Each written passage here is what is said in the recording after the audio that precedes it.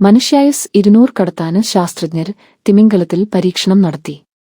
Arctic സമുദ്രത്തിൽ 2 നൂറ്റാണ്ടോളം ആയുസ്സുള്ള ബോഹെഡ് തിമിംഗലങ്ങളിൽ കാണപ്പെടുന്ന ഒരു പ്രത്യേക പ്രോട്ടീനാണ് വാർദ്ധക്യത്തെ ചെറുക്കാനുള്ള താക്കോലെന്ന് ഗവേഷകർ കണ്ടെത്തി. CRBP എന്നു പേരിട്ടിരിക്കുന്ന ഈ പ്രോട്ടീന് ശരീരത്തിലെ DNA അറ്റകുറ്റപ്പണികൾ വേഗത്തിലാക്കുകയും കോശങ്ങളുടെ നശീകരണം തടയുകയും ചെയ്യുന്നു. മറ്റ് സസ്തനികളെ അപേക്ഷിച്ച് 100 മടങ്ങ് അധികമായി ഈ പ്രോട്ടീൻ തിമിംഗലങ്ങളിൽ അടങ്ങിയിട്ടുണ്ട്. ഈ പ്രോട്ടീന് മനുഷ്യകോശങ്ങളിൽ പരീക്ഷിച്ചപ്പോൾ DNA കേടുപാടുകൾ പരിഹരിക്കുന്നതിൽ വലിയ പുരോഗതി ഉണ്ടായതായും ശാസ്ത്രജ്ഞർ പറയുന്നു. യൂണിവേഴ്സിറ്റി ഓഫ് ഷെഫീൽഡിലെ ഗവേഷകരാണ് ഈ പരീക്ഷണത്തിനു പിന്നിൽ. സാധാരണ വലിയ ശരീരവും കൂടുതൽ കോശങ്ങളുമുള്ള ജീവികൾക്ക് അർബുദം വരാനുള്ള സാധ്യത കൂടുതലാണ്. എന്നാൽ ഭീമാകാരമായ ശരീരമുള്ള ബോഹെഡ് തിമിംഗലങ്ങളിൽ ഇത് സംഭവിക്കുന്നില്ല. ഇതിനു പിന്നിലെ പ്രധാന കാരണം CRBP പ്രോട്ടീന്റെ പ്രവർത്തനമാണെന്ന് ശാസ്ത്രജ്ഞർ കരുതുന്നു.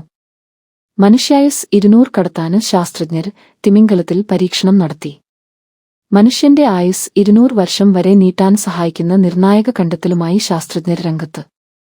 ആർട്ടിക് സമുദ്രത്തിൽ 2 നൂറ്റാണ്ടോളം ആയുസ്സുള്ള ബോഹെഡ് തിമിംഗലങ്ങളിൽ കാണപ്പെടുന്ന ഒരു പ്രത്യേക പ്രോട്ടീനാണ് വാർദ്ധക്യത്തെ ചെറുക്കാനുള്ള താക്കോലെന്ന് ഗവേഷകർ കണ്ടെത്തി.